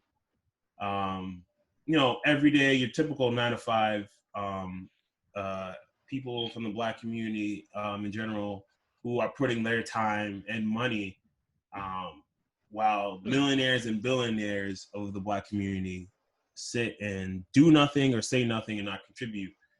Um, a lot of people had, of course, their mixed views and feelings about it. Generally, a lot of people were in for No Name, and then J. Cole stepped in, had a response to say because there was a couple tweets going back with Tweet Up, and then he just responded with the song "Snow Off the Bluff," uh, basically replying to No Name's tweets. And just to before you even go into that, No Name replies to Snow Off the Bluff with song 33. And that's where we're at right now. But where do you want to start in this, and how you want to unpack this? You want to start with Cole's response? So basically, she got on Twitter and she basically like, all right, well, you know, all y'all niggas talk about being pro-black and stuff for y'all whole discography, but then are silent when it comes to this kind of stuff. Like you know, how she wants niggas to speak, but um, it's kind of unfair to Cole because doesn't Cole does stuff without speaking. You know what I'm saying? Like Cole, like when the whole stuff in Ferguson was going on, like no one asked Cole to speak because we saw him on the front lines. And then we also saw Cole out protesting too. So like I don't know that it's fair to him that like he had, you know, he just kind of felt like he was being called out, so he responded to it. And I don't think he did it in a way which was, you know, like disrespectful or anything at all, to be honest. I felt like he was very respectful in the way that he talked about it. He's just like, yo, like, yeah, you're educated, but like, people get fooled because like, my whole thing has been like the college spiel and all that stuff. But like, I'm not like, yes, you're intelligent. I'm just an average nigga. Like, sometimes you got to break this stuff down for people like me. And it's like, he's like, felt like he was coming at me for like not doing it. But I felt like in this situation, Cole kind of got shamed for basically saying like, like I'm I may not be fit to lead right now. I may not be equipped with all the knowledge to speak at the time. And I feel like, if I were in the same position, it would be a similar thing where it's just like, like even just in our personal dealings, like I waited to talk about all this stuff until I knew that I could talk about it from a point of understanding and knowledge. You know what I'm saying? Like, I'm like, people have different perspectives on stuff. And just because you have a large fan base doesn't mean that you should speak per se on stuff. Because imagine being the person, like if Cole would speak out and said something wrong, which apparently he did for saying that, like, hey, he doesn't know that, he wants you to break it down for people and stuff like that. Like, all hell would break loose. Imagine Cole would speak on some stuff uninformed and say something wrong. Like, they would try to cancel him. But then for him coming out and saying, it's like, I kind of felt like that was messed up coming at me like that when like we need to look to people like you for guidance. Like I just felt like there's just no Mm. winning. Like people think it's like a male ego thing. Like women don't have ego. Like that's insane. So now male ego is a problem, but not female ego. And then Female she, ego interpreted as yeah. What the thing about this? How do you think female ego is interpreted as, or what do we coin female ego? It's there, but it's what do not we? even a thing. There's no like it's just like as of recent, it's just so much that seems like it's so anti-male. Like male ego, male like toxic masculinity. But like, why is it like why are we not like keeping our female peers like accountable? That's okay. I actually no. Good point. Actually, let me know when. No, you keep going. I'll weigh in on top of that. I wasn't even Yeah, thinking about the female ego in my yeah. Like regards. when did ego have a gender? Like when did toxicity have a gender? Ooh, you might have to relax there. You spitting bars right now. And the thing is, it's like Relax, Tax. for him to even be vulnerable enough to say like, "Yo, I heard you saying that, and I felt like you were talking to me," and basically insisting like, "Hey, like people like you should be leading because you are more knowledgeable. You're more in this. You were brought up in a way that's far different from what I was, or you may be more suited to take helm at this." Is ridiculous. Like I don't get how this is a thing of male ego for him to say it's like, yo, I don't know that. I know. You know what I'm saying? Like for him to be like, hey, like people like you know. And I commend Cole for doubling down. He didn't apologize. He's like, yo, I said what I said. That's it. Follow no name. Because he's basically saying it's like, yo, like I might not be fit to lead right now, but and like admitting that out of a place of vulnerability, but like at the same time, it's like someone like you could be doing that. He's guiding people to follow her. And then she responded basically like, all the things going on in the world, and you decided to use your platform to respond to me.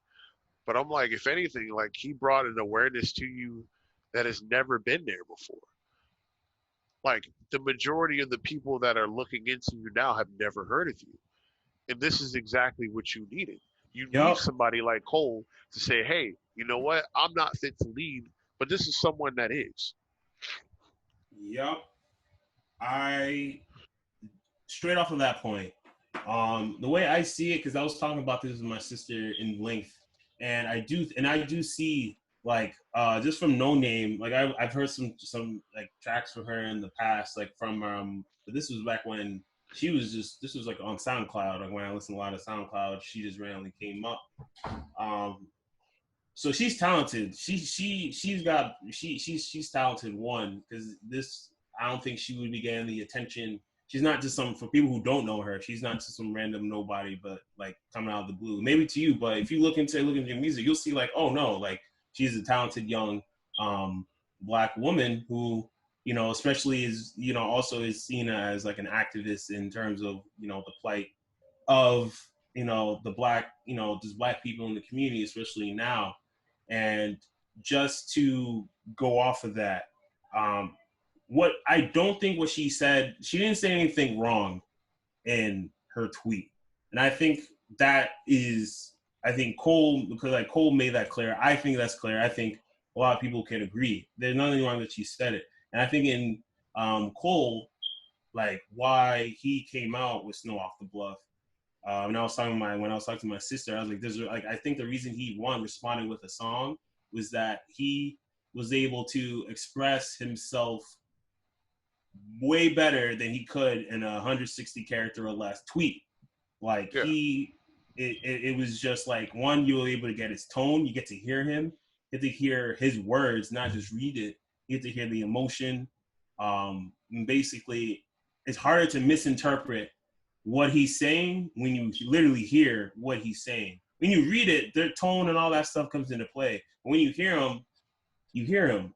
And that's why I was telling my sister about it because it was interesting because I was saying like like I listened to Snow Off the Bluff and I was looking at No Name's tweets. That's where I was coming from when I was like more so defending Cole in terms of what he was trying to say. But she was like, I only read J. Cole's response. Like she's like, I only read it. I didn't listen to Snow Off the Bluff. I just read the response, and he, like he's coming out wild, and it feels like Cole can't do no wrong because his fan base will come and defend him. And my argument is like I think you're like Cole says he feel attacked, and he says he gets the impression that No Name was born and raised in this type of family just by her tweet, and that's why it was the importance of it, of why he made a song in the first place. Is just like just going by from what he's reading. This is the type of impression he's getting of her as an individual, and this is to say if he's just somebody that's never met her before, he feels attacked because if I never met you, I feel attacked because you just came out of the cut and started attacking me about things that I don't know about and I can't really speak on. And he feels some type of way, like you said, he feels guilty because he feels like he doesn't know enough. And then he even takes another chunk of the song to even go into more detail when people was like, Cole, appreciate what you're doing. And he's like, oh no, wait, like I'm not the person you think I am. Like, and I think that's was the big thing about it. Like Cole had to kind of also admit the fact that the way people see him as the black activist, hip hop artist, or rapper, like in the same realm with Kendrick, and people was just like, yo, Cole, spaying the truth and stuff like that. He had to come out and he's like, yo, I'm really just like everybody else, in this time. Like I really don't know enough, and I'm willing to admit that. I'm willing to admit that myself too. That I think it's important that we all need to learn more every day. But like you said, with making that response in a song, he was able to bring attention to that conversation and bring people into that conversation. Now, I guess let me and then to No Name, to what I said, to what she said. Nothing she said in her message was wrong, and I think when Cole talked to the impression, she did come off as like under the impression she came off as someone holier than thou, where he's just like, this is not the time to be holier than thou, especially to people. If you are quote unquote woke, you need to educate those who don't understand. Yeah, and talk to them like children if need to, because you're yelling at them at things that they don't understand, and you're telling them they should understand, but they don't. And is that at their fault for being ignorant? They just don't know. Some, sure, maybe if they know better, but honestly, for those who don't know, they just don't know. And maybe if they do want to learn, they just don't know where to look or where to learn. And, coming at them and attacking someone isn't the way to do it. Like that's what I was getting from it. And he's like, especially, there's no point uh, spreading your message to those who already know your message, who already agree with you, who are also woke, or who are on your side already. There's no point for you to attack or preach to those people. Look, you need to, and that's just what comes with having the platform. If you're gonna use your platform to educate or to push a message, like you need to also, walk the walk, talk the talk.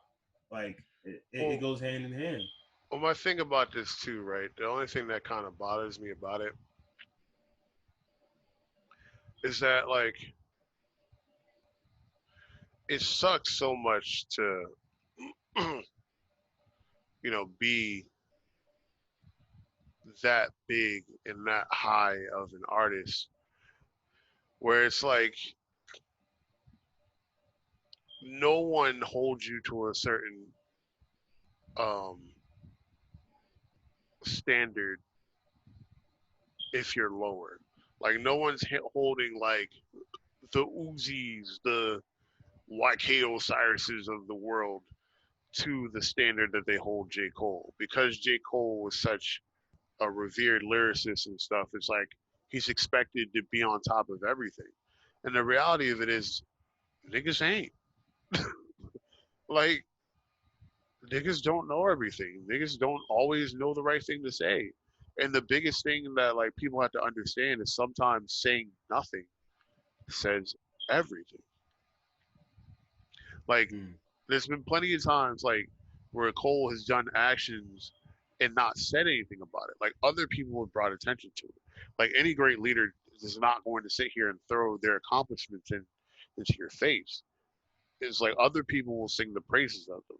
Like he's not the one going around saying, "Oh yeah, I bought houses and I let like homeless, single mothers stay in there so they can get on their feet."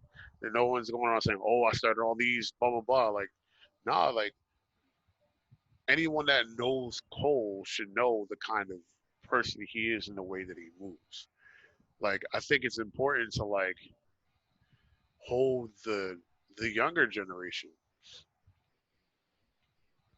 to this kind of stuff because if you think about it, like Cole's like 34, like 35 maybe. No, Cole's like, nah, Cole ain't 35. that. Cole's 35. 35? Yeah. Oh, shoot. I thought Cole was like 33. Like, oh, shoot.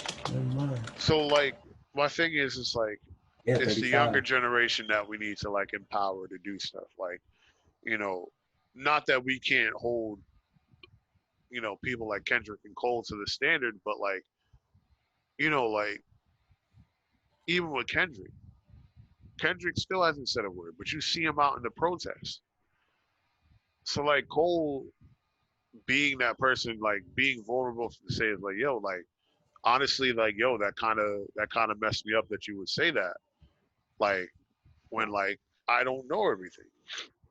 And like it's dumb, like all the articles coming out saying like he's being misogynistic and all this other stuff like Yeah, that. like, oh, it's a beef. I'm like, they're not even. That's the thing. To that point, I was re-emphasizing. They're not beefing. Like, this is constructive criticism, and I think that needs to be called out because there's like I've read articles. It was like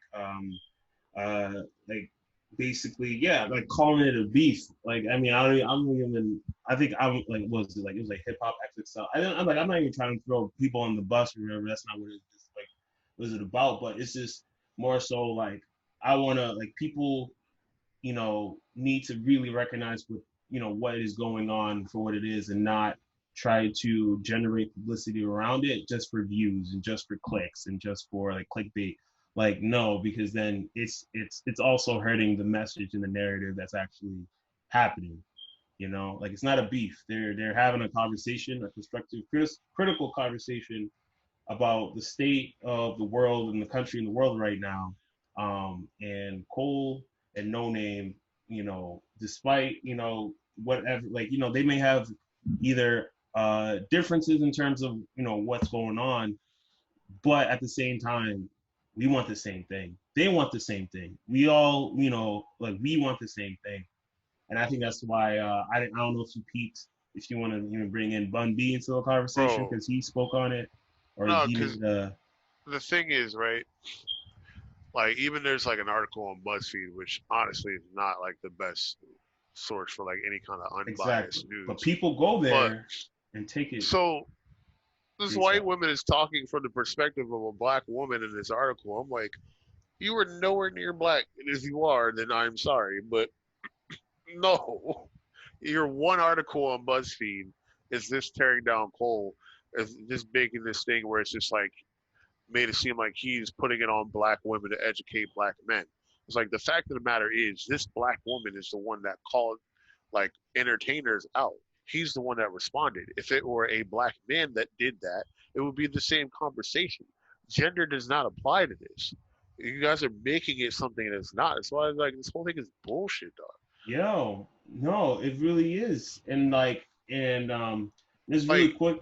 No, no, if no. Go anything, ahead. like if anything, like I said, like you know, I don't think Cole was wrong for talking about this from the perspective of it's like, yo, hey, like I'm a bit hurt by it. And the people that are saying to like, yo, he's corny for that, like this goes into a deeper thing where it's just like, you know, the society norm is for men to not have emotions. The society norm is for men not to be vulnerable unless it's like, like you're super like emo vulnerable. And then that's for the case of selling music. But in this case, where a man, a masculine man at that, is being vulnerable enough to say, like, hey, like, you know what, like, I felt a bit hurt about what you said, But like, this is your opportunity to like teach niggas like me and the world about this stuff. Suddenly he's being attacked for it. It's like I find it really unfair because like this is in a similar conversation where like women want you to be vulnerable until you're vulnerable. And then they look at it as disgusting. It means And people like, don't know what they want. yeah, like this is why I'm saying like, things like ego and toxicity, like none of this stuff should have gender, but like this is like Oh suddenly no, it's a gender thing, you were and it's about a to one-sided you were gender saying thing. something and then you just froze on me. Can you hear me? Yo, Yup. I can hear me. Can you hear me? Tax. Yo,